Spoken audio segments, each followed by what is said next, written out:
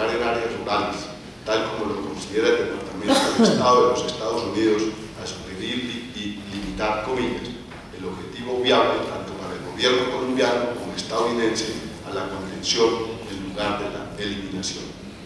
Un triunfo sobre la guerrilla implica reducir su exagerado cuerpo administrativo,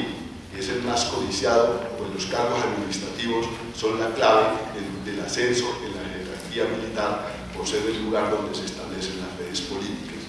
La situación lleva a la conclusión que los militares reaccionan basados en la capacidad y en los recursos a su disposición, adecuados a una estrategia de contención y no a partir de convicciones ideológicas de seguridad nacional que define la ideología de los militares en calidad de guardianes del orden sociopolítico y constitucional. Considera el autor en referencia que ese conjunto de factores predominantes en el campo militar del Estado contribuyen a la prolongación de la guerra civil, a la vez que le permite a la guerrilla tener una economía política positiva, al dotarse de unos activos políticos, militares y económicos importantes para mantener el statu quo en lugar de una victoria definitiva o un arreglo negociado. Eso por cuanto en un sistema el comportamiento de un actor solo se puede evaluar en relación con su impacto sobre los comportamientos e incentivos de los otros actores. De ahí que la prolongación del conflicto, su baja intensidad y su no eliminación le permiten a la guerrilla establecer y mantener réditos económicos y control político y social sobre amplias zonas económicas lícitas e ilícitas donde ejercen la autoridad. El impasse ofrece la estabilidad al sistema de guerra y permite a los grupos guerrilleros y al Estado coexistir y acomodar sus estrategias a esas condiciones dilatantes y el conflicto. De esa manera, comillas, los grupos guerrilleros redimensionan sus estrategias para corto y mediano plazo. En lugar de tomarse el poder político mediante la toma de los aparatos e instituciones del Estado central, optan por reconstruir el poder del Estado en pueblos y municipios y desde ahí ascender. En consecuencia, sus resultados divergen de los intereses y metas iniciales o estratégicas, como suele suceder en el despliegue de los sistemas. El cómodo impasse les permite mantener sus logros políticos y ganancias económicas para llegar a una economía política positiva y contribuir así a la dilatación del conflicto.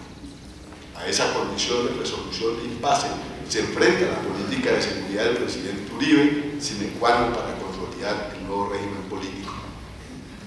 Para su efecto, parte por desconocer en el plan de guerra, llamado Plan Patriota, la existencia del conflicto armado interno y define a la guerrilla como terrorista y narcotraficante en el marco de la generalización que de él hacen los Estados Unidos a partir de los atentados del 11 de septiembre de 2002. Desconoce de esa manera el carácter político del conflicto y de remate convierte las luchas políticas y sociales y a sus respectivos actores insurgentes, sindicalistas y líderes populares en delincuentes comunes. Con los primeros éxitos de la política alcanzados por las fuerzas militares del Estado en el control en las carreteras, la disminución del secuestro y la contracción de las acciones guerrilleras, los grupos de paramilitares y el narcotráfico se disponen a entrar en negociaciones con el presidente Uribe. Estos grupos, en los años 90, en asocio con sectores militares, habían combatido a la guerrilla masacrando sus bases sociales de apoyo, medio por el cual hacen el trabajo de guerra sucia del Estado y dejan el campo expedito para la confrontación directa del aparato militar guerrillero por parte del militar del Estado y su consolidación territorial. A partir de entonces, esa política de guerra discurre en una curva ascendente de éxitos unido al fortalecimiento de las Fuerzas Armadas y los golpes propinados a la guerrilla, que llega a su culminación con la Operación Jaque en el 2008 al liberar a la senadora Ingrid Betancourt y 3 norteamericanos en poder de la FARC. Esta operación se constituye en un punto de inflexión de nuevo impasse, donde el conflicto, pese al debilitamiento de las guerrillas, tiende a volver a los cauces dilatados de antes del 2000. La cadena de éxitos propinados a la FARC, que van desde la captura de Simón Trinidad, pasando por la muerte de Raúl Reyes y la desmovilización de Karina, hasta la Operación Jaque, llena de euforia a los militares y sectores guerrillistas del gobierno y mantiene lela a la opinión pública. Al unísono crece la imagen del favoritismo del presidente en las estadísticas por la efectividad de su política de seguridad democrática. Pero a las dos operaciones más sonadas, la Fénix y Jaque contabilizan un costo negativo potencial para el devenir del conflicto. La primera acarrea la violación de la soberanía ecuatoriana, que generó la ruptura de relaciones con el gobierno del presidente Rafael Correa y tensiones con sus presidentes aliados, en particular Hugo Chávez. Y la segunda, la violación de la neutralidad de la Cruz Roja por el abuso del emblema de una institución de reconocimiento mundial. La Operación Jaque puso la política de seguridad en la cúspide exitosa de la confrontación con la FARC, que hacía suponer que la correlación de fuerzas militares desembocaría en la resolución del conflicto por la vía de la eliminación del enemigo y de esa manera acabar con el cómodo impasse. Pero el éxito de la Operación Jaque no se acompañó de la Operación Mate para golpear definitivamente a la cúpula de la guerrilla. Es decir, que la política de seguridad no alcanza su objetivo estratégico, quedando lo logrado en un éxito táctico y persistiendo la dilatación del conflicto, como aparece corroborando los hechos posteriores. La operación resulta paradójica. Inicialmente es un éxito militar rotundo para el Estado, seguida de un aminoramiento en sus acciones que no han resultado ni tan impactantes ni tan exitosas.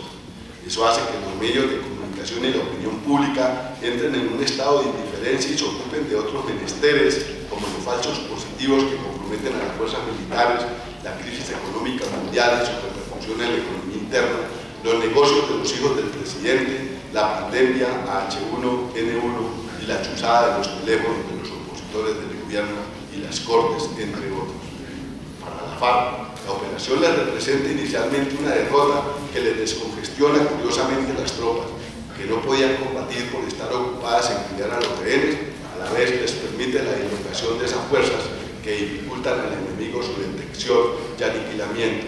y por último, las apalanca militarmente para reactivarse, como lo ilustran sus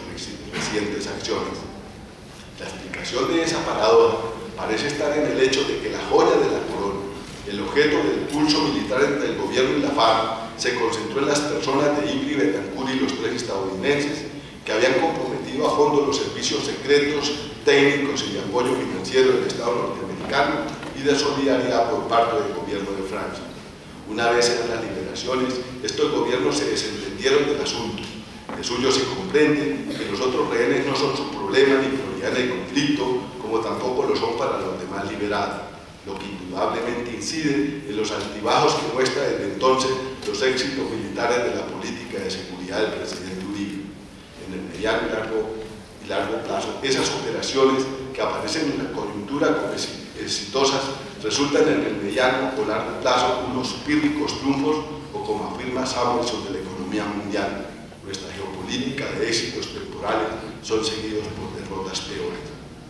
Urgidos de la continuidad y mantenimiento en la campaña militar exitosa después de la Operación Jaque, los militares la mantienen a través del incremento de los denominados falsos positivos, una actividad criminal que acompañaba de marras la lucha contra insurgentes, pero que se recrea con la masacre y asesinato de jóvenes en un buen número de habitantes de los barrios pobres de las ciudades, presentados como miembros de las guerrillas dados de baja en operaciones contra insurgentes. Esa situación, que implica la condena de militares, pone en jaque la efectividad de la política de seguridad, ahora cuestionada por la opinión pública, y conlleva su condena por parte de los organismos de defensa nacionales e internacionales, defensores de los derechos humanos, que lo consideran objeto de los tribunales por parte de crímenes de lesa humanidad.